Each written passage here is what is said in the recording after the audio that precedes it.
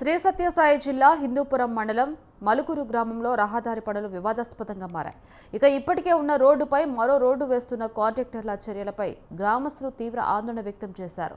పాడైపోయిన పాత రోడ్డును తొలగించి కొత్తగా రహదారి నిర్మించాల్సింది పోయి నేరుగా పాత రోడ్డుపైనే కొత్త రోడ్డు వేస్తున్నారని గ్రామస్తులు ఆరోపించారు. దీంతో రహదారి ఎత్తు పెరిగి లోతట్టు ప్రాంతాల్లో ఉన్న ఇళ్లకు వర్షాకాలంలో నీరు చేరే ప్రమాదం ఉందంటున్నారు. తాము సూచనలు ఇచ్చినా కాంట్రాక్టర్ పట్టించుకోవడం లేదని అధికారులు వెల్లడించారు. అయినప్పటికీ సమస్యపై సరైన చర్యలు తీసుకోవడంలో అధికారులు విఫలమయ్యారని గ్రామస్తులు విమర్శిస్తూ ఉన్నారు.